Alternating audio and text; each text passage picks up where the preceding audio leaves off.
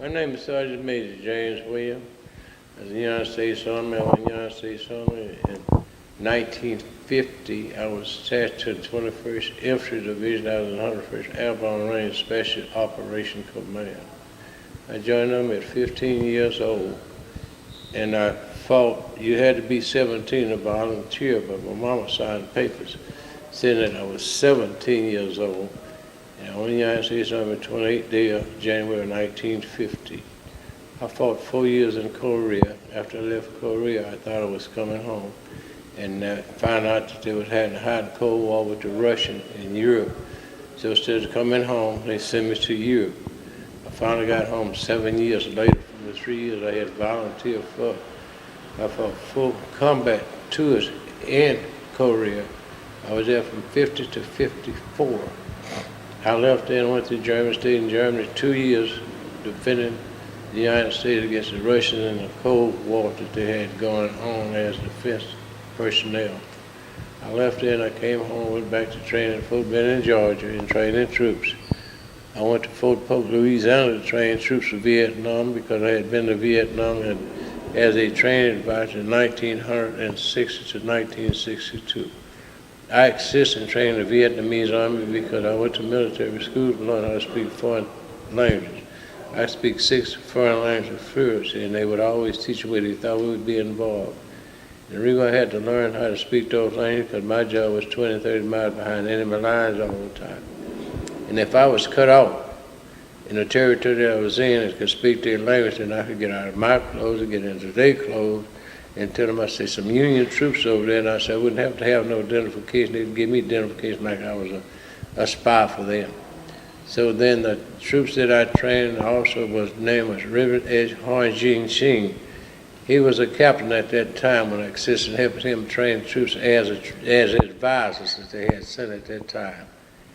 And I came back. I was not supposed to go back to Vietnam anytime anymore for any situation, no matter how we got involved in action or whatever. But I was training troops at Fort Polk, Louisiana, training for Vietnam because I know terrain and characteristics it was. I got called in by the sergeant major, he's the company commander. He asked me, say, how would I like to go back to Vietnam when he had all my paperwork sitting on his desk? I said, I don't have to go back. He said, no, and I can't make you go back. He said, but how would you like to go back? I said, I don't have to go back. So then he said, do you injunction mean? I said, yeah. I said, he's a captain. I said, I assist in training his troops. He said, he's a gentleman. He said, he wrote to the President of the United States Army, said, she speaks fluent Vietnamese. He wants you to come back and fight with his unit. I looked and laughed. I said, sir, you can't order me to do it. He said, no, I can't order you to do that. He said, I definitely cannot order you to do that. He said, I'm a two-star general. He said, but I can't pay no pay. I said, sir, I said, I appreciate it. I said, I got troops to train. He said, well, let me say, if you go back, he said, how would you go back? I said, the Joint Chief of Staff would have to change my order. I said, he's the only one can change. I said, because you know the President in charge of the troops was on for. He rested in the desk drawing part of his face. He said, congratulations, say you leave in 3 days. I said, 3 days for what? He said, young man Vietnam. I said, why I'm going? He said, he said, the general wants you to fight with his unit. He said, because you know what you're doing. He said, he requests you to fight by the President of the United States.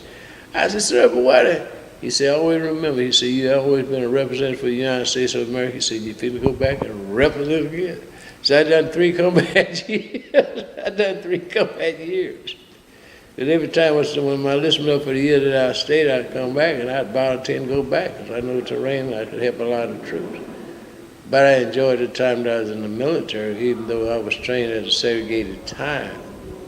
All black troops from 1866 until 1947, I said, was called an N-word type of troops. I said, I could not train, eat, sleep, or fight with whites. I had the same activity. I said, we could not fight side by side with whites.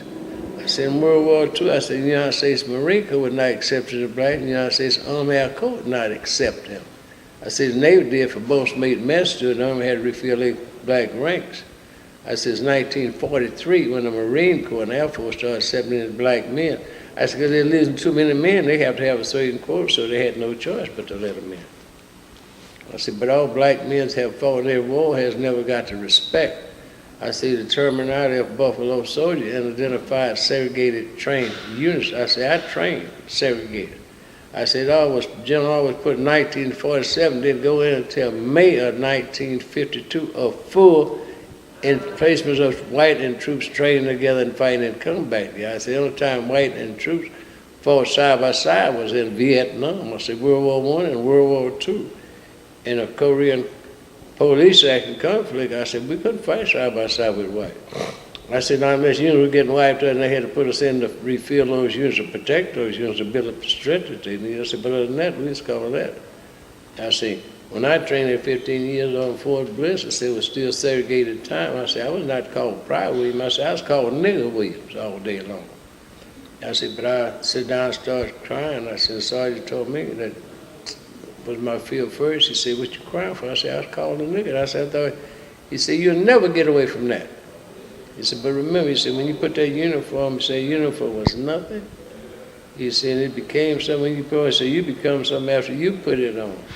He said, give recognition as an American citizen that you never would have had before. He said, you're ambassador of the United States of America, well defender. And he said that, be proud of what you are of your race. He said, because it means something to you and to your race.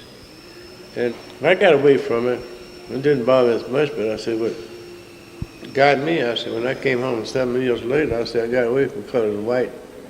I said, well, white was when they had signed for color to go restroom. I said, I got away from that in the military, and I said, and Dad said, William Airport, and I said, I was going to use the urinal. And I said, I walked in the white restroom with a friend of mine that's going to San Antonio, make a friend of mine, we've been together all the time. And he said, because a nigger can put on a uniform, he shook his penis at me. He said, because a nigger can put on a uniform, think he can still do what a white man can do. But if the army hadn't deprogrammed me, I said, I'd have thought nothing of it. I said, but I found out how much it is. I said, that bothered me for years and years. I said, until I had Kennedy say, it's not what your country can do for you, but what you can do for it. I said, my whole life come back, well, I swear to defend this country against all enemies domestic for the right and freedom of speech. And I said, what got me, I said, when I reckoned I would go back, I said, I laughed at myself. Some care, somebody else. I said, I fought for the right for him to call me a nigger. I said, so why should I be mad about that? I said, but after Kennedy, I heard that statement again about it, because I asked not what your country can do for you, but what you can do for your country. I said, then people in America, I said, the rivers that I had was proud. I said, I was not so proud of them anymore in the way I did before with them. I said, I looked at every human being in the United States as my trophies. I said, because when you go to school, and I said, you've been trying to be to school for years, and I said, you finally beat them and got that trophy. I said, that joy you had. I said, that joy I had, I said, because everything in the United States of America was my trophy, because I fought for it. So it was worth me staying in foxhole 20 and 30 below zero in Korea. But the thing is that America's a beautiful country, and I'm glad that God blessed me as a colored man, that they gave me the right that I could stand up like any other man and defend the United States of America. So I said, I'm very, very pleased with that situation. And I said, to me, I said, now don't forget, I cussed somebody me today, and I said, but I had no right because I volunteered. I asked them, they didn't ask me. But I enjoy what I did for America, and I appreciate it, and I appreciate everybody in America. And I'm glad that we fought for the right in this country to have the freedom to do anything you want to do. And I said, but people never understood truly what it meant when they say, God bless America. I say to myself, I've done research. And I recognize that through the time in history I had went through wars and countries, seeing things that happened to other people that didn't have the right. It means that you are blessed to be in a country that have a right to fulfill and do anything that you want to do regardless of what color or creed you are.